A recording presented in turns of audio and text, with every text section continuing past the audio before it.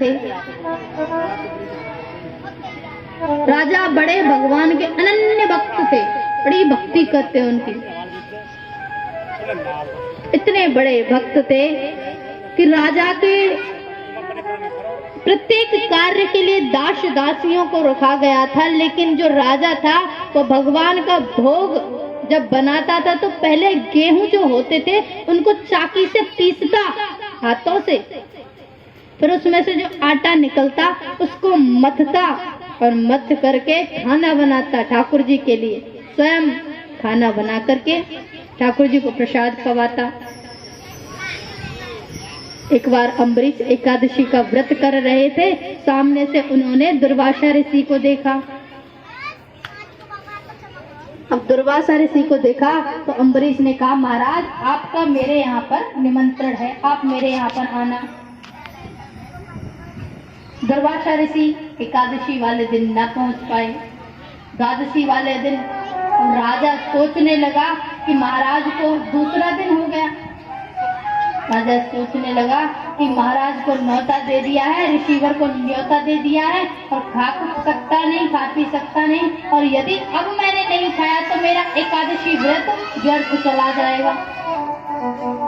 द्वादशी वाले दिन यदि अगर मैंने व्रत 12 बजे से पहले नहीं खोला तो मेरा व्रत व्यर्थ चला जाएगा।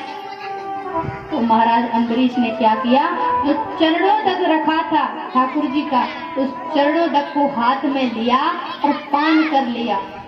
और जैसे ही पान किया, दुर्वासा ऋषि ने उन्हें देख लिया पान करते हुए। ऋषि दुर्वासा को बड़ा क्रोध आया कि पहले ऋषियों को न्योता देता है और उनके आने से पहले खुद ही प्रसाद पा लेता है तू। तुझे मैं श्राप देता हूँ। इतना बोल ही पाए थे दुर्वासा ऋषि, भगवान विष्णु का जो सुदर्शन था वो प्रकट हो गया और दुर्वासा ऋषि के पीछे पीछे आग प्रज्वलित हो गई सुदर्शन चक्र में, और दुर्वासा ऋषि भागने लगे उस सुदर्शन चक्र को देख करके।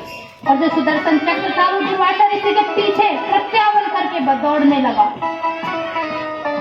ऋषि दुर्वासा पहले शंकर जी की शरण में गए। शंकर जी की शरण में गए, बोले बचाइए, कृपा कीजिए प्रभु, मेरी रक्षा कीजिए। शंकर जी ने कहा, मैं कुछ नहीं कर सकता इसमें, क्योंकि भगवान के भक्त पर आज आपने सवाल उठाया है।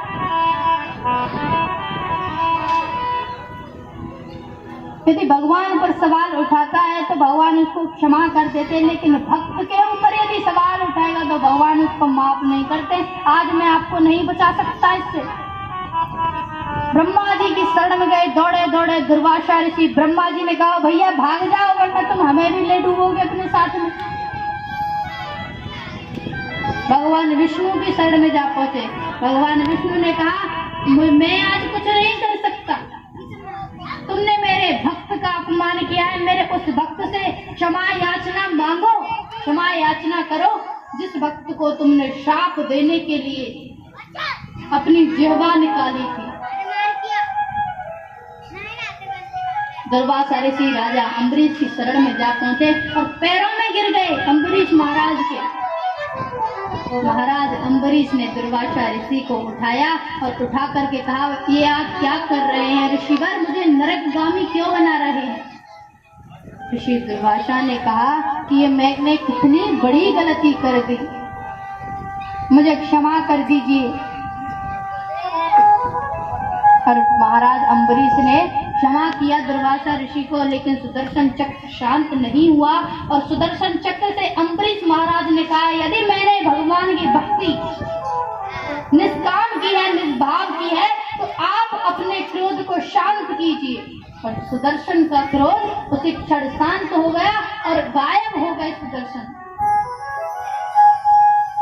और दुर्वासा ऋषि से अम्बरीश महाराज ने कहा कि चल करके आप प्रसाद ग्रहण कर लीजिए, फिर आपके बाद मैं भी भोजन पाऊंगा।